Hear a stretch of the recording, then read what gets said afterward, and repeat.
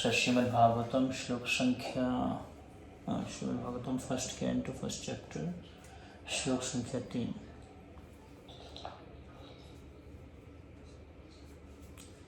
तो प्रभुपाद जी की ट्रांसलेशन है, O expert and thoughtful man, relish Srimad Bhagavatam, the mature fruit of the desired tree of Vedic literatures. It emanated from the lips of Srila Shukadeva Goswami, therefore this fruit has become even more tasteful, although its nectarian juice was already relishable for all, including liberated souls. तो प्रभुपाद जी का शब्दार्थ है तो निगम का अर्थ है, प्रभुपाद जी बता रहे हैं, निगम मतलब द वैदिक लिटरेचर, जो शास्त्र हैं उनको क्या कहते हैं, निगम। कल्पतरु, शास्त्र कैसे हैं, कल्पतरु हैं, जो कुछ भी चाहिए आपको सब शास्त्रों में मिलेगा। प्रभुपाद जी इस पे परपोर्ट भी दे रहे हैं थोड़ा बहुत। प्रभुपाद जी बोल रहे हैं कि शास्त्र कैसे कल्पतरु हैं।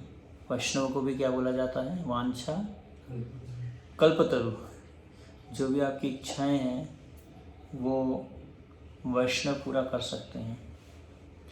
तो प्रभुपाद जी बोल रहे हैं the Vedas are compare to the desired tree because, क्यों बोल रहे हैं कल्पतरु शास्त्र, प्रभुपाद जी बोल रहे हैं क्योंकि उनकी शास्त्रों में जो है हर प्रकार का ज्ञान है, हर एक प्रकार का ज्ञान आपको शास्त्रों में मिलेगा, इसलिए शास्त्रों को क्या बताया जा रहा है, कल्पतरु। They deal with mundane necessities as well as spiritual realization. तो एक जो हमारी ज़रूरतें हैं, दिन प्रतिदिन की जो ज़रूरतें हैं उसको भी पूरा करते हैं शास्त्र, और हमें और क्या देते हैं, साक्षात्कार, दोनों चीज़ों को डील करते हैं। साक्षात्कार चाहिए तो भी शास्त्र के पास जाओ, मंडेन नेसेसिटीज चाहिए तो प्रभुपाद जी बोले the Vedas contain regulated principles of knowledge covering. तो शास्त्रों में क्या क्या है, सामाजिक, राजनीतिक, धार्मिक, इकोनॉमिक मतलब कुछ अर्थ से संबंधित, मिलिट्री से रिलेटेड, मेडिसिनल, पूरा आयुर्वेद है मेडिसिन का, तो केमिकल से रिलेटेड भी है, physical and metaphysical subject matter and all that may be necessary to keep the body and soul together. जो कुछ भी आपको जानकारी चाहिए आपको कहाँ पे मिल सकती है, शास्त्रों में, क्योंकि शास्त्रों को क्या बताया गया है, कल्पतरु।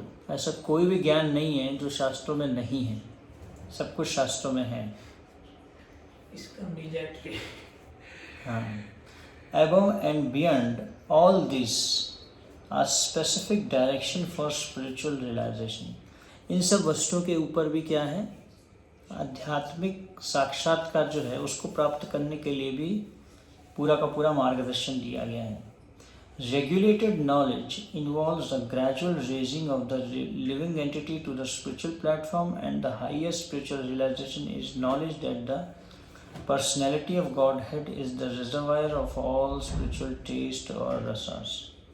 तो प्रभुपाद जी बोलेंगे कि साक्षात्कार है, मतलब आध्यात्मिक साक्षात्कार प्राप्त करना तो शास्त्रों में जाओ, और क्या है शास्त्रों में, रेगुलेटेड नॉलेज, ऐसी नॉलेज है, ऐसा ज्ञान है जिसके द्वारा जो जीव है वो धीरे धीरे आध्यात्मिक जो प्लेटफॉर्म है उस पर पहुंच सकता है।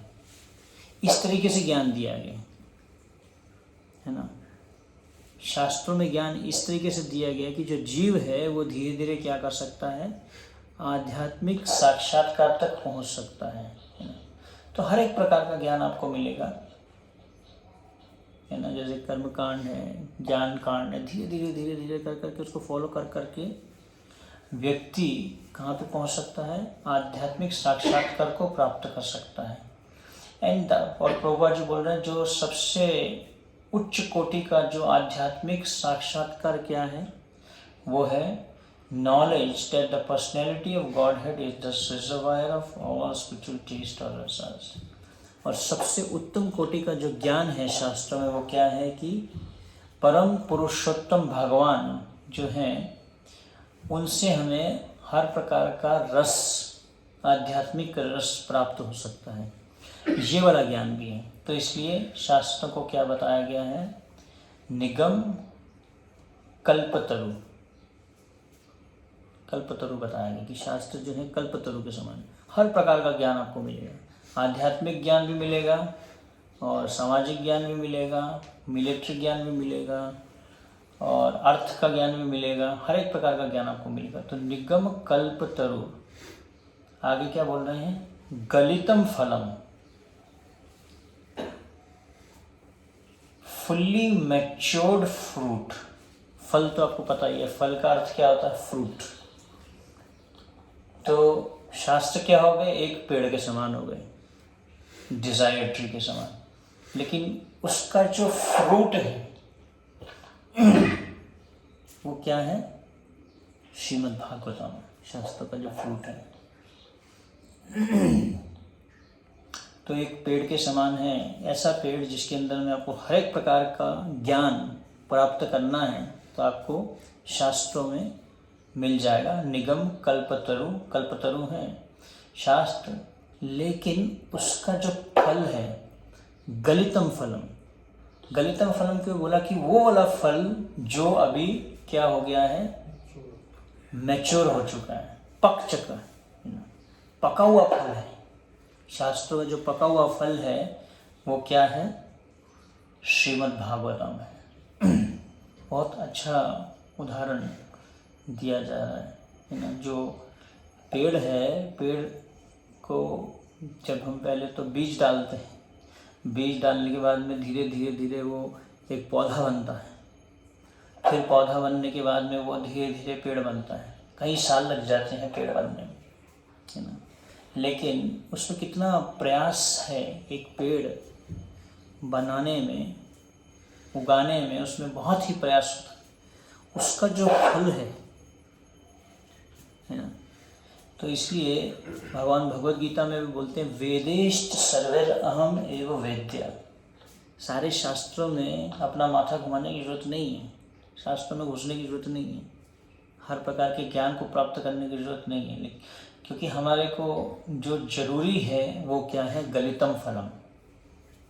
उसका जो फ्रूट है, जो मैच्योर्ड फ्रूट है, जो पक चुका है, उसी को ही हमें प्राप्त करने के लिए प्रयास करना चाहिए। और ये बता रहे हैं कि ये जो फल है श्रीमद् भागवतम, ये कैसे आ रहा है हमारे पास में, गुरु परंपरा के द्वारा आ रहा है।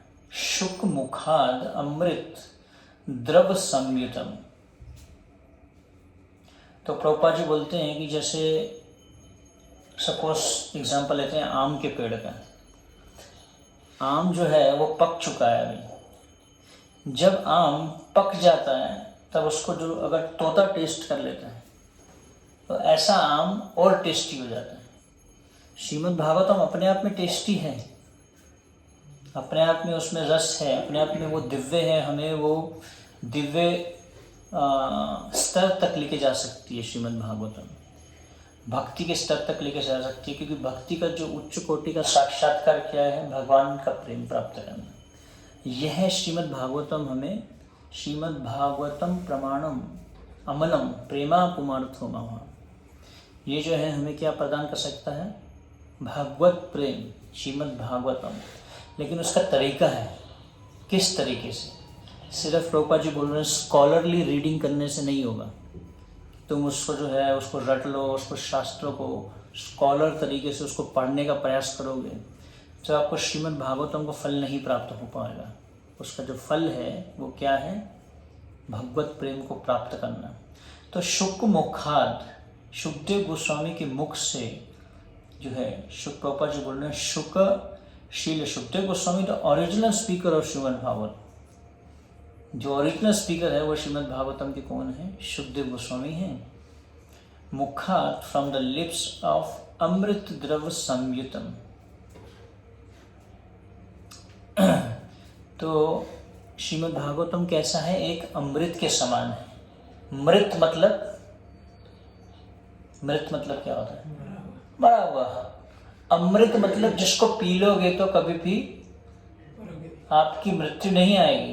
तभी तो हुआ था जो समुद्र मंथन, जिसमें राक्षसों और देवताओं में जब युद्ध हुआ तो राक्षस लोग जो है वो पीना चाहते थे अमृत, ताकि हमारी मृत्यु नहीं आए। हिरण्यकशिपु भी जो है वो मरना नहीं चाहता था, वो भी जो है चाहता था कि मेरी मृत्यु ना हो। तो यह एक अमृत के समान है ना। अमृत जो होता है वो लिक्विड होता है, द्रव्य, एक प्रकार का सेमी सॉलिड है ना। अगर आपको सॉलिड कोई चीज़ दी जाती है तो पहले उसको मुश्किल होता है चबाना, है ना। आजकल तो जब हम खाते हैं तो हम चबाते ही नहीं हैं, ज़्यादा हम उसको स्वॉलो कर जाते हैं, क्योंकि हम खाते हैं उसको स्वॉलो कर जाते हैं, उसको चबाते नहीं हैं। ऐसा आदत नहीं है चबाने का। लेकिन ये जो श्रीमद् भागवतम है इसको आपको चबाने की जरूरत भी नहीं है, क्योंकि ये सेमी सॉलिड है, लिक्विड है, बिल्कुल द्रव्य है, द्रव्य है ना। जैसे जो बच्चा होता है उसके दांत तो होते नहीं हैं, लेकिन माँ जो है उसको इस प्रकार से देती है सेरेलेक। अभी हम सेरेलेक बेबी के समान है, छोटे बच्चे हैं। तो इतना टेस्ट ऐसे दिया जा रहा है लिक्विड के समान कि आपको इसको चबाने की जरूरत भी नहीं है श्रीमद् भागवतम को। तो द्रव संयुतम, परफेक्ट इन ऑल रिस्पेक्ट। आगे क्या बोल रहे हैं? पिबत भागवतम रसम आलयम। तो बोल रहे हैं कि रेलिश इट, इसको आप टेस्ट कीजिए भागवतम को। The book dealing in the science of the eternal relationship with the Lord. तो ऊपर लिखा है भागवतम क्या है? ऐसा शास्त्र जो जीव का भगवान के साथ में जो संबंध है उस विज्ञान को सिखाता है श्रीमद् भागवतम। रसम, जूस। अगर आप साउथ इंडिया में जाएंगे तो आपको रसम देते हैं पीने के लिए, रसम आलयम, ताकि आपकी भूख बढ़ती है उस रस जो है। सभी को रस चाहिए। गोपाल जी इसमें बताते हैं 7 प्रकार के और 5 प्रकार के 12 प्रकार के रसों के बारे में बता रहे हैं। परकोट को आप पढ़ेंगे तो रसम आलयम अंटिल लिबरेशन और even in a liberated condition. मुहु अहो रसिका भुवि भावुकः। गोपाल जी बोल रहे हैं रसिका means those were full in the knowledge of the mellows भुवि ऑन द अर्थ, एंड भावुका मीन्स एक्सपर्ट एंड थॉटफुल। तो ये जो परपोर्ट चालू हो रहा है वो इस प्रकार से ही हो रहा है। O expert and thoughtful man relish Srimad Bhagavatam, इसको जो है आप चखिए, इस भागवतम को, इसका जो रस है इसको आप चखिए, क्योंकि ये जो है क्या है? गलितम फलम है, मैच्योर फ्रूट है। शास्त्रों का जो मैच्योर फ्रूट है वो क्या है? शास्त्रों का जो पका हुआ फल है वो क्या है? श्रीमद् भागवतम है ना। जब आम पका हुआ होता है, पीला पीला बढ़िया टेस्टी रहता है, मन भी करता है खाने का, इसको खाते हैं ना। आम जो है वो राजा है फ्रूट्स का ना। उसमें अलग अलग प्रकार के भी आम है, अल्फांजो आता है, जो अलग अलग प्रकार के ऐसे आम आते हैं जिनको, आम को जो है बहुत ही किंग ऑफ ऑल फ्रूट्स बोला जाता है। ऐसा कोई भी नहीं है कि जिसको आम नहीं पसंद होगा, है ना। हर व्यक्ति को आम पसंद आता है। जनरली तो हमारे भक्त गर्मियों में वो मैंगो जूस, क्या कहते हैं, मैंगो शेक बनाते हैं। तो मैच्योर फ्रूट, गलितम फलम है ये। और यह है कहाँ से आया है? सुखदेव गोस्वामी के मुख से निकला है। इसलिए यह जो फल है, प्रभुपाद जी आगे लिख रहे हैं, मतलब इसका जो अर्थ है, इस श्लोक का ट्रांसलेशन में दे रहे हैं कि ये ज़्यादा टेस्टी हो गए क्योंकि इसको एक तोते ने चख लिया। सुखदेव गोस्वामी ने इसको चखा है। Although its nectarian juice was already relishable for all, जबकि इसका जो रस था पहले भी था, लेकिन सुखदेव गोस्वामी ने इसको जो चखा उससे ये और टेस्टी हो गया, क्योंकि तोते ने जब तोता जब आम को चख लेता है तो उससे और टेस्टी हो जाता है जो आम है ना, उसका टेस्ट उसका बढ़ जाता है। इसमें साइंस नहीं लगा सकते कि कैसे ये इसका जो टेस्ट है बढ़ गया, कि तोते ने चखा और इसमें जो है कैसे इसका टेस्ट बढ़ रहा है, कैसे इसको साइंटिस्ट लोग आके अपना दिमाग लगा के उस पर टेस्ट करेंगे। तो प्रभुपाद जी बता रहे हैं कि कैसे जो शास्त्र हैं वो एक प्रकार के कल्पतरु वृक्ष के समान हैं, और उसका जो फल है उसमें अगर आपको किसी भी प्रकार का ज्ञान चाहिए तो आप शास्त्रों के पास जाइए, लेकिन उसका जो फल है, जो पका हुआ फल है, वो है श्रीमद् भागवतम है। इसको आप चख सकते हैं कैसे? गुरु परंपरा के द्वारा, क्योंकि ये है शुकदेव गोस्वामी के द्वारा बहुत ही केयरफुली नीचे आया है, सिर्फ उसको इतनी आसानी से नहीं आ गया ये। तो आगे प्रभुपाद जी इसको परपोर्ट में भी मेंशन करते हैं कि कैसे जो है यह फल बहुत केयरफुली आया है। प्रभुपाद जी बोलते हैं in the Sanskrit the parrot is also known as Shuka. Sanskrit में जो तोता है उसको भी क्या बोलते हैं? शुक बोलते हैं, है ना। तोते को संस्कृत में क्या बोलते हैं? शुक बोलते हैं। When a ripened fruit is cut by the red beaks of such birds, its sweet flavor is enhanced, है ना। प्रभुपाद जी बोल रहे हैं कि जब जो तोते की जो लाल चोंच होती है, जब वो उसको उससे छूता है या टेस्ट करता है तो it's sweet flavour is enhanced, उसका जो मीठापन है और बढ़ जाता है। द वैदिक fruit which is mature and ripe in knowledge. तो इसी प्रकार से जो शास्त्रों का जो फल है वो क्या है? श्रीमद् भागवतम। सारे शास्त्रों का फल, इतना बड़ा जो पेड़ हमने उगाया शास्त्रों का, उसका जो फल क्या निकला? श्रीमद् भागवतम। उसमें आपने पानी दिया, उसमें आपने अलग अलग प्रकार को पेड़ को कई सालों के बाद में बड़ा किया पेड़ को, है ना। जैसे आप सुनते हैं व्यास देव जी की कथा, व्यास देव और नारद मुनि की। व्यास देव जी जो हैं डिससेटिस्फाइड थे, सभी शास्त्रों की उन्होंने व्याख्या कर दी, है ना। सभी शास्त्रों को देने के बाद में भी व्यास देव जी डिससेटिस्फाइड थे पूरे तरीके से, कि मेरे को संतुष्टि क्यों नहीं मिल रही, ऐसी क्या चीज़ है जिसकी मेरे में कमी है, ऐसा मैंने क्या नहीं किया जीवों के लिए, क्योंकि वो जीवों के उद्धार के लिए उन्होंने बहुत सारे शास्त्र दिए। तो जब उन्होंने श्रीमद् भागवतम दिया तो उनको संतुष्टि प्राप्त हुई। The Vedic fruit, which is mature and ripe in knowledge, is spoken through the lips of Srila Shukdev Goswami, who is compared to the parrot, not for his ability to recite the Srimad Bhagavatam exactly as he heard from his learned father, for his ability to present the work in a manner that would appeal to all classes of men. तो शुकदेव गोस्वामी ने इस फल को इस तरीके से दिया कि जो जीव हैं वह उसको मतलब लोगों के लेवल के हिसाब से उसको प्रेजेंट किया, है ना। उन्होंने जैसे प्राप्त किया, किससे प्राप्त किया शुकदेव गोस्वामी ने?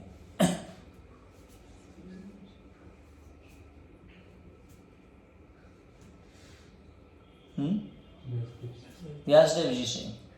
तो शुकदेव गोस्वामी ने प्राप्त किया व्यासदेव जी से, और प्रभुपाद जी बोले लेकिन but for his ability to present the work in a manner that would appeal to all classes of man, the subject matter is so presented through the lips of Shri Shukdev Goswami that any sincere listener.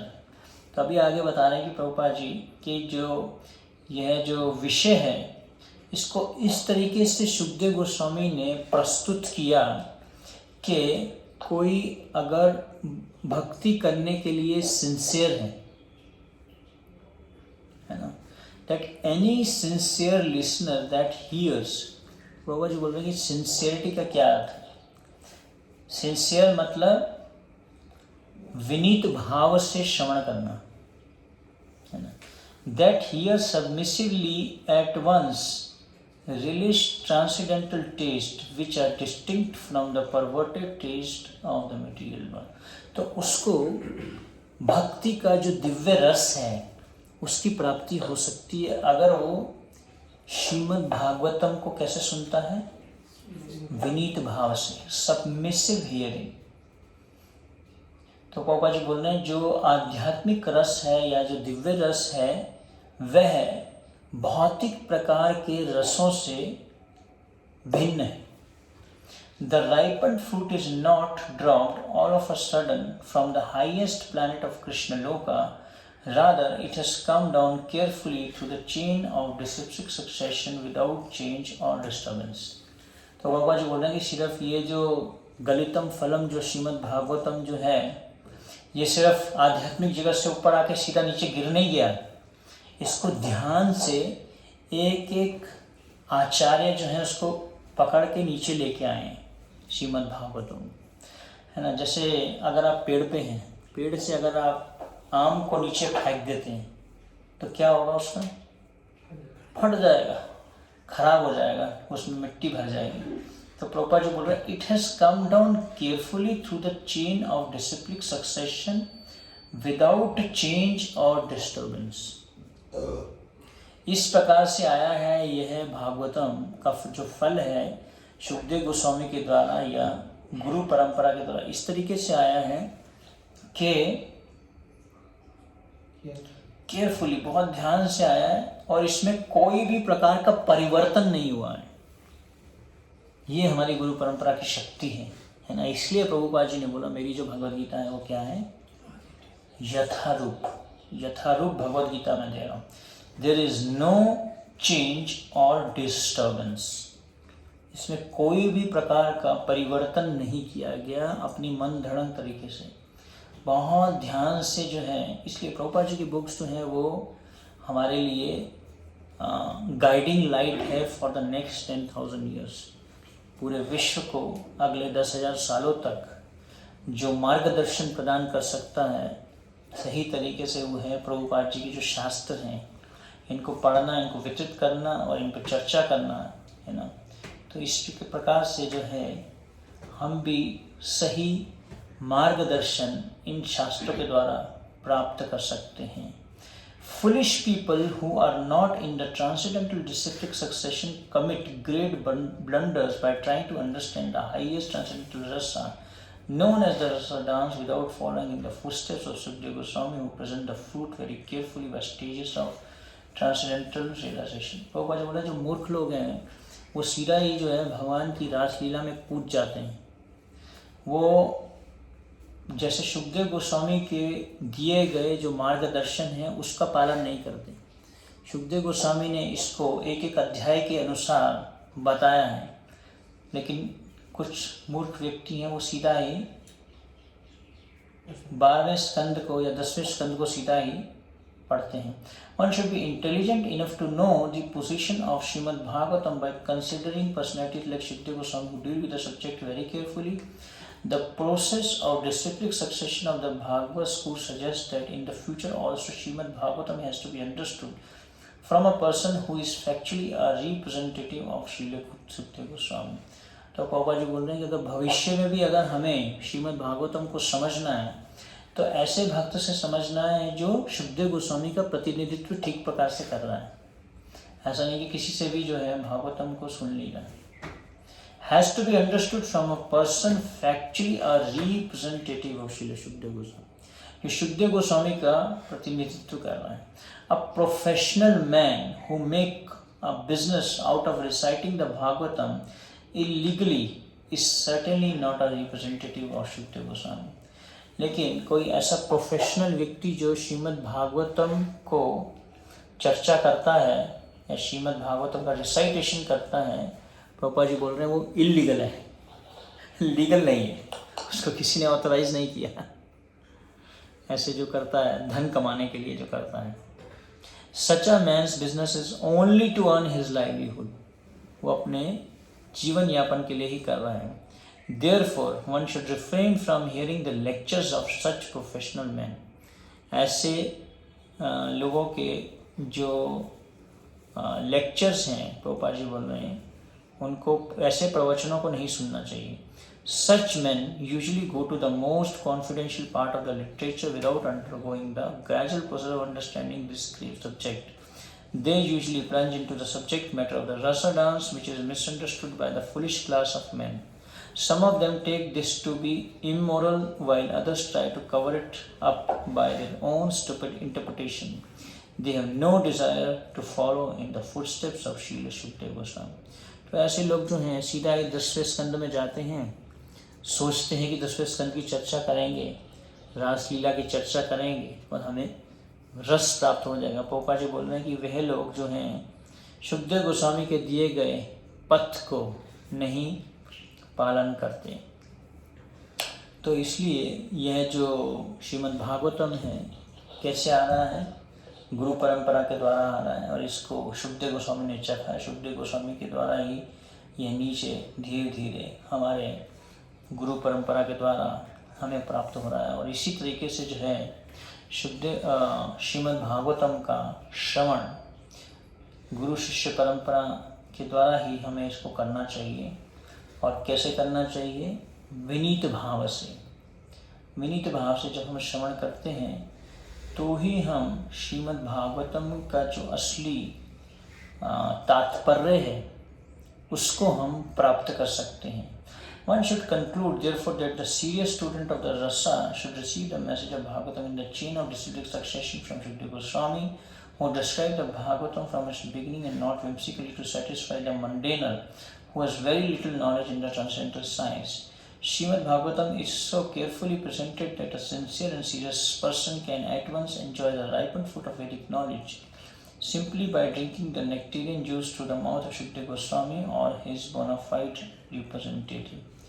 तो प्रभुपाद जी बोल रहे हैं कि जो शुकदेव गोस्वामी या उनके जो प्रतिनिधि हैं उन्हीं के द्वारा ही जो है हमें इस श्रीमद् भागवतम का पान करना चाहिए, ना कि किसी प्रोफेशनल रिसाइटर के द्वारा।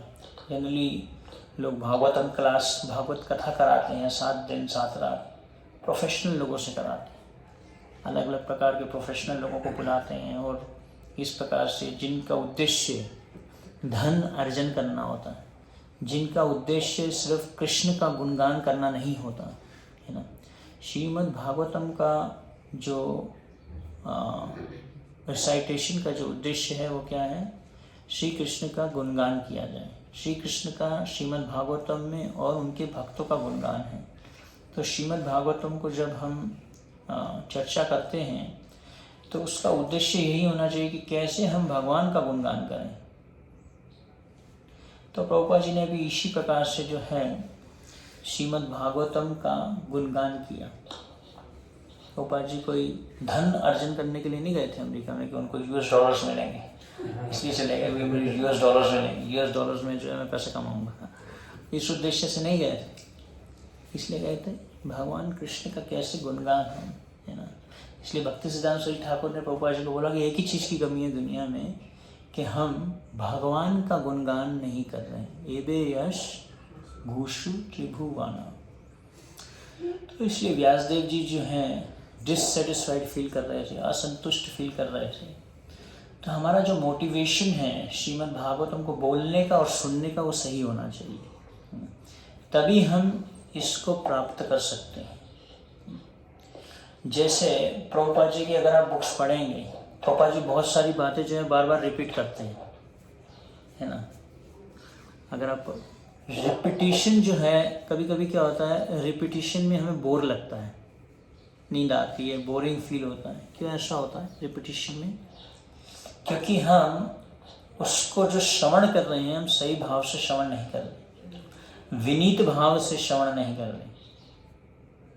श्रीमद् भागवतम विनीत भाव मतलब शुद्धिकरण के उद्देश्य से कि इस भागवतम को सुनने से मेरा शुद्धिकरण होगा, इसलिए मैं सुन रहा हूँ, है ना। प्रभुपाद जी ने जैसे नियम बनाया, डेली हमें जो है श्रीमद् भागवतम को सुनना चाहिए, भगवद गीता को सुनना चाहिए, श्रवण सुबह शाम, ऐसा प्रभुपाद जी ने ही ये सिस्टम दिया। मिनिमम हमारा कम से कम एक बार तो श्रवण होना ही चाहिए। जिसका श्रवण वीक है उसके नाम जप में भी जो है वो वीक हो जाएगा। जिसका श्रवण ठीक नहीं है ना। जब भी हमें भक्ति में कमजोरी लगती है तो कहाँ पे हमें चेक करना चाहिए? श्रवण करना चाहिए, क्योंकि श्रवण करने से हमारा भगवान से संबंध जागृत होता है। श्रवण और कीर्तन दोनों नित्य सिद्ध कृष्ण प्रेम साध्य का बुनाए श्रवण आदि शुद्ध चीते करे उदय। तो जब हमारा श्रवण वीक होता है, श्रवण में कमजोरी होती है, तो हमारे कीर्तन में भी कमजोरी होती है। तो इसलिए श्रवण जो है हमें सही उद्देश्य से करना चाहिए। चाहे मुझे अच्छा लगे या ना लगे, फिर भी मुझे श्रवण करना चाहिए, क्योंकि इससे कृष्ण को मैं प्रसन्न कर सकता हूँ, कृष्ण का गुणगान कर सकता हूँ श्रवण करने के द्वारा। तो सिर्फ ज्ञान अर्जन करने के लिए हमें श्रवण नहीं करना चाहिए। हाँ भैया, अभी तो मैं ये वाले पॉइंट्स सीखने को मिलेंगे यहाँ से। आज मैंने जो 4 पॉइंट सीखे, 5 पॉइंट सीखे, ये वाला पॉइंट सीखा। सिर्फ पॉइंट्स को सीखने के लिए जो है हम श्रवण नहीं करते। किस लिए श्रवण करते हैं? क्योंकि श्रवण करने से जो है मेरे हृदय का शुद्धिकरण होगा, बोलने से मेरे हृदय का शुद्धिकरण होगा। तो अपनी शुद्धिकरण के लिए करना चाहिए, है ना। कभी कभी भक्तों को फोर्स करना पड़ता है, जो मंगल आरती में आई है, तुलसी आरती में आई है, तुलसी परिक्रमा करी है, फोर्स करने की क्या जरूरत है? उनको हमें यह बताना है कि अगर इसको आप करेंगे तो इससे आप ही का शुद्धिकरण है। किसी को कोई फायदा नहीं है किसी को खींचने से, है ना। कई कई नियम बनाए जाते हैं संस्था में। जब हम रहते हैं, बहुत सारे ऐसे अलग अलग प्रकार के नियम बनाए जाते हैं। जो मंगल आरती नहीं आएगा उसको प्रसाद नहीं देंगे, या जो मंगल आरती या सुबह के कार्यक्रम में नहीं आएगा। कई मंदिरों में तो मैं गया हूँ कि जब प्रसादम के टाइम में वो भक्त आता जो सुबह के कार्यक्रम में नहीं आया, तो उसको माला पहनाया जाता है और तेज से जो है हरि बोल बोला जाता है, हरि बोल, और माला पहनाया जाता है, क्योंकि वो सुबह नहीं आया। तो प्रसादम हॉल में ऐसा किया जाता है, बहुत एम्बेरस किया जाता है। ऐसा करने से कभी भी, या ऐसा एक प्रकार का जो है वातावरण क्रिएट करना, उसको हमें ट्रेन करना चाहिए, नॉलेज देना चाहिए कि जो सुबह का जो कार्यक्रम प्रभुपाद जी ने दिया, यह मेरे शुद्धिकरण के लिए है। इसके द्वारा मेरा शुद्धिकरण होगा, चाहे कोई उसमें आए या नहीं है, उससे क्या मतलब है ना। कभी कभी ऐसा भी होता है कि कभी कोई भक्त आते हैं, नहीं आते, और हमें लगता है कोई नहीं आ रहा, मैं अकेला आ रहा हूँ। ये भी नहीं देखना चाहिए। हमें अपना कर्तव्य करना है, कृष्ण के प्रति जो हमारा कर्तव्य है उसको अगर हम करते हैं तो धीरे धीरे हमारी भक्ति में प्रगति होती है। तो इसलिए जो हमें ये बेसिक जो दिए गए, प्रभुपाद जी ने बोला कि कम टू बेसिक्स। बेसिक्स में कभी भी हमें रिलैक्स नहीं होना चाहिए। सबसे ज़्यादा हम रिलैक्स हो जाते हैं बेसिक्स को फॉलो करने में, हमारे बेसिक्स वीक हो जाते हैं। मॉर्निंग प्रोग्राम, नाम जप, इन चीज़ों को हम पीछे छोड़ देते हैं। हाँ कर लेंगे यार, थोड़ी देर में कर लेंगे, पोस्टपोन करते रहते हैं, है ना। एक सन्यासी बताते हैं कि maya bewilder a devotee, maya bewilder non devotee by making them not to surrender, न devotee by postponing surrender. Devotee को माया कैसे भ्रमित करती है, तो बताते हैं जो भक्त है उसको माया भ्रमित करती है कैसे? पोस्टपोन के द्वारा। अभी थोड़ी देर में उठ जाता हूँ, थोड़ी देर में माला कर लूँगा, थोड़ी देर में हरे कृष्णा का जप कर लूँगा, थोड़ी देर में जो है श्रवण कर लूँगा। तो पोस्टपोन करता रहता है, अभी उठता हूँ, अभी करता हूँ, अभी करता हूँ। माया, ये माया का, इसका मतलब हम माया में आ गए। जब भी हम अपनी भक्ति को पोस्टपोन करना चाहते हैं, मतलब हम बहुत ज़्यादा माया से ग्रसित हो गए, ये पोस्टपोन कर देते हैं, माइंड वीक हो गए। और नॉन डिवोटी को कैसे भ्रमित करती है? By making them not to surrender, ये वो शरणागति नहीं होना चाहते। उस प्रकार से जो है वो भ्रमित है, और भक्त भी भ्रमित हो जाते हैं कि पोस्टपोन करते रहते हैं। तो इसलिए यह जो श्रीमद् भागवतम है, हमें आचार्यों की, जो आचार्य हैं वो इसको बहुत ध्यान से हमारे पास में लेके आ रहे हैं। इसलिए हमें आचार्यों के दिए गए जो पथ है, आचार्यों के दिए गए जो शिक्षाएं हैं, उसको हमें अच्छे से पालन करना है विनीत भाव से, ताकि हम इस मनुष्य जीवन में अपने शुद्धिकरण को कर पाएँ और भक्ति में प्रगति कर पाएँ। तो वो तभी पॉसिबल है जब हम श्रीमद् भागवतम को सही तरीके से, सही भाव से श्रवण करते हैं और सही मोटिवेशन रखते हैं इसमें दिए गई शिक्षाओं का पालन करने के लिए, तो ही हम भक्ति में जो है प्रगति कर सकते हैं। लेकिन जब हम भक्ति में कुछ भी क्रियाओं को करते हैं, फोर्सफुली करते, तो हमारी भक्ति में प्रगति नहीं होती है। आइडली तो हमें इसलिए करना चाहिए क्योंकि कृष्ण को प्रसन्न होगा, कृष्ण को प्रसन्न करने के लिए, वो प्रेम का प्लेटफॉर्म है। लेकिन एटलीस्ट हमें स्पिरिचुअली सेल्फिश होना चाहिए थोड़ा सा। स्पिरिचुअल सेल्फिशनेस बहुत जरूरी है। जन्म सार्थक कोरी कर परोपकार, है ना। हमारे जो आचार्य भी थे 6 गोस्वामी, वो क्या करते थे, नाना शास्त्र विचारणैक निपुणों सधर्म संस्थापकों। शास्त्रों को किस लिए पढ़ते थे, ताकि धर्म की स्थापना की जाए। तो धर्म की स्थापना करने का क्या अर्थ है, मतलब to establish a proper example, एक एग्जाम्पल सेट करना, बोल के नहीं करके। इस एग्जाम्पल को सेट करना, जैसे कई भक्त होते हैं जो बिल्कुल फिक्स होते हैं पूरे मॉर्निंग प्रोग्राम में और शास्त्र पढ़ने में, श्रवण करने में, तो ये एक अच्छा एग्जाम्पल है। इसको सेट करना बहुत ज़रूरी है अपनी जिम्मेदारी के द्वारा। सर्विसेज भी ज़रूरी हैं, बट इसका मतलब ये नहीं है कि हम, ये जो मेन है, हमारे आचार्यों ने एग्जाम्पल सेट किए वृंदावन में है, बोले नहीं वो कई चीज़ें। कई ऐसे जो प्रभुपाद जी के शिष्य भी आए वृंदावन में, वो ज़्यादा बात नहीं की, वो ज़्यादा एग्जाम्पल सेट किए। इवन जयानंद प्रभु का भी अगर आप एग्जाम्पल सुनते हैं, ऑल्दो वो मंदिर के प्रेसिडेंट थे, लेकिन उनको अब कभी भी ढूंढोगे तो कहाँ मिलेंगे, या तो डस्टबिन की सफाई कर रहे होंगे या गाड़ी की सफाई कर रहे होंगे। कभी भी वो ऐसा नहीं कि प्रेसिडेंट की चेयर पे जाके बैठे हुए हैं और ऑर्डर दे रहे हैं लोग, ऐसा नहीं था। तो एग्जाम्पल सेट करना बहुत जरूरी है। इवन नाम जप में भी, जैसे कई लोग तो जप ध्यान से करते ही नहीं, चलते रहते हैं या वॉक करके या बात करके, या आजकल तो एक मोबाइल फ़ोन आ गया, मोबाइल फ़ोन के साथ में मोबाइल जपा होता है। एक भक्त ने 25, 30, 40 प्रकार का जपा एक रिकॉर्ड किया है, कैसे हम जो अलग अलग प्रकार का जप करते हैं। यूट्यूब में उसने डाला है, उसमें को बताना लगे 25-30 types of different types of जप हम करते हैं। तो एग्जाम्पल सेट करना बहुत जरूरी है। तो नाना शास्त्र, तो मेरा कहने का अर्थ ये है कि स्पिरिचुअल सेल्फिशनेस, अपने शुद्धिकरण के लिए करना भक्ति को, एक एग्जाम्पल सेट करना, कैसे मैं जो एक अच्छा एग्जाम्पल बनूं। चाहे इसको भी कोई फॉलो ना करे, लेकिन इसका जो प्रभाव है वो बहुत तेज होता है।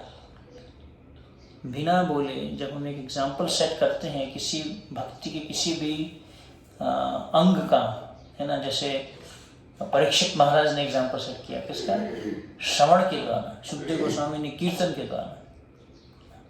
इस प्रकार से प्रभुपाद जी ने स्टैंडर्ड्स सेट किए, हमारे आचार्यज ने बहुत इतने ऐसे ऐसे स्टैंडर्ड्स बनाए हैं भक्ति के, हम उसको फॉलो भी नहीं कर सकते। रघुनाथ दास गोस्वामी तो दो बूंद मट्ठा पीते थे 2 दिन में, हैवी स्टैंडर्ड। ऐसा स्टैंडर्ड फॉलो करना तो बहुत ही मुश्किल है, इम्पॉसिबल है मतलब हमारे लिए। सनातन गोस्वामी डेली जो है गोवर्धन परिक्रमा चले जाते थे, इम्पॉसिबल है ऐसा करना, ऐसा कर ही नहीं सकते। लेकिन उन्होंने एग्जाम्पल सेट किया, ज़्यादा प्रीचिंग पे जोर नहीं दिया, एग्जाम्पल सेट करने पे जोर दिया। क्योंकि एग्जाम्पल जब सेट हो जाएगा तो प्रीचिंग अपने आप नहीं हो जाएगा। जो लोग आपको फॉलो करना चाहेंगे अपने आप आ जाएंगे आपके पास, भाई हाँ भाई मुझे इस भक्त का संग करना है। प्रीचिंग करने के लिए बोलने की जरूरत नहीं होती है, या ट्रैवल करने की भी जरूरत नहीं है। अगर आप एक ही स्थान पे रह के एग्जाम्पल सेट कर रहे हो, पूरे दुनिया में उसकी खबर जा सकती है। दुनिया के, चाहे वो फेसबुक है, चाहे वो ट्विटर है, या चाहे वो कुछ भी है, आजकल तो हजारों चीज़ें आ गई, चाहे वो इंस्टाग्राम है, पूरे दुनिया में उस बात वो बात फैल जाएगी। जैसे आप हमारे मंदिर में देखेंगे कि एक जो बूढ़े से दादू जो चरणामृत देते थे, आप लोगों ने तो देखा नहीं है उनको, लेकिन हमारे टाइम में हम वही आश्रम में रहते थे। वो सुबह 2 बजे उठते थे और उनकी जो कमर थी ऐसे झुकी हुई थी, बिल्कुल झुकी हुई कमर ऐसे। और प्रभुपाद जी ने उनको अलाउ किया था कि आपको माला पे जप करने की जरूरत नहीं है। He was the only disciple of Prabhupada was allowed not to chant on the beats because he was suppose to cook 7 times, क्योंकि उनको ड्यूटी में 7 बार कुकिंग करना था। तो वो कुकिंग करते करते चैंटिंग करते थे, कांस्टेंट चैंटिंग। तो सेवा करते करते उनकी कमर इतनी झुक गई और प्रभुपाद जी ने, और जब वो कभी बीमार भी हुआ, प्रभुपाद जी ने उन्हीं को बोला था कि everything is there in the 4 walls of Krishna Balaram temple.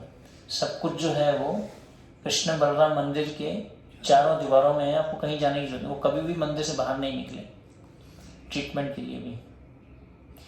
तो एग्जाम्पल सेट करना, तो उन्होंने एग्जाम्पल बहुत अच्छा सेट किया। कई प्रॉपर डिसाइपल आज की डेट में भी उनके दिए गए, जैसे वो चरणामृत देते थे इतने प्रेम से, आज की डेट में भी वो सब याद करते हैं कि हाँ वो दादू जो चरणामृत देते थे इतनी लव से। और जब हम उनको प्रणाम करते थे, क्योंकि वो तो झुक नहीं पाते थे, तो क्या करते थे कि वो आपको हक कर लेते थे इस तरीके से। तो कहने का अर्थ है कि जो हमारा एग्जाम्पल है वो इतना लाउड होता है, उसकी जो प्रीचिंग है वो पूरे दुनिया में जाती है, वो आपको बोलने की जरूरत नहीं है। तो ये जो हमारा एग्जाम्पल सेट करना है, इसलिए हमारे आचार्यों ने वृंदावन में रह के एग्जाम्पल सेट किया, क्योंकि वृंदावन में जो एग्जाम्पल सेट हो जाएगा वो पूरे दुनिया के लिए स्टैंडर्ड बन जाएगा।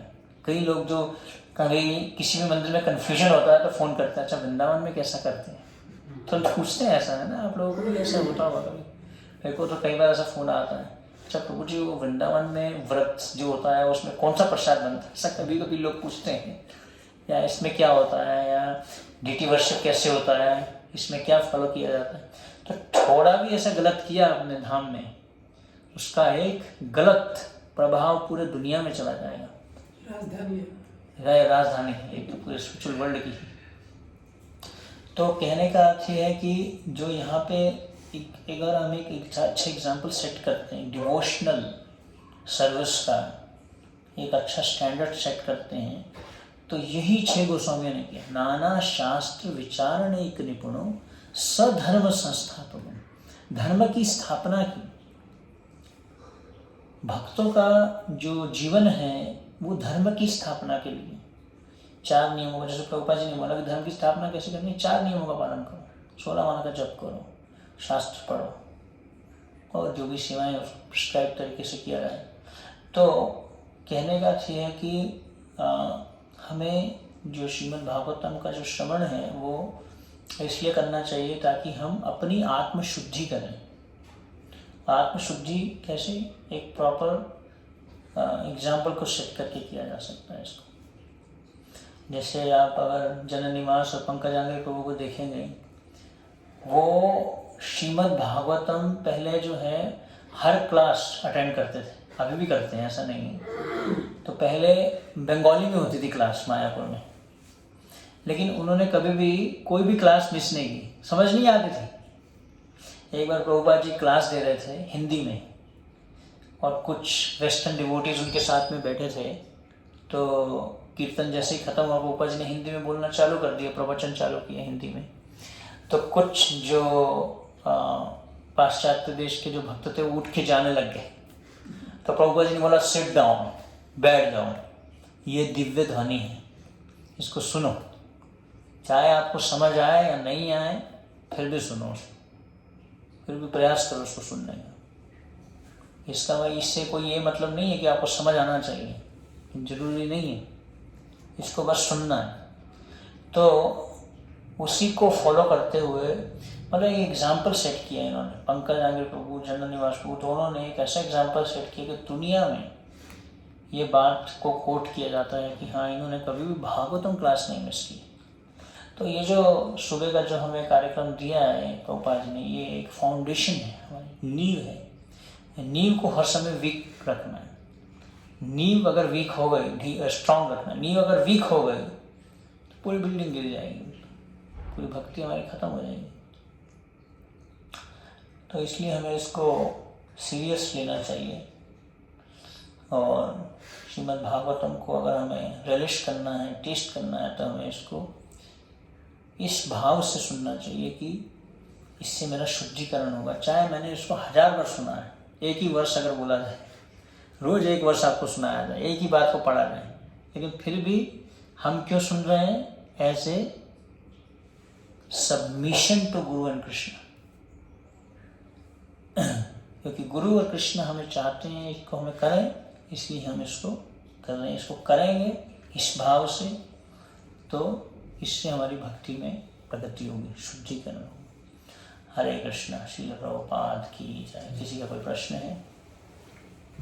मैं 2 दिन पहले कन्वर्सेशन जीवीसी मीटिंग सुन रहा था, जीवीसी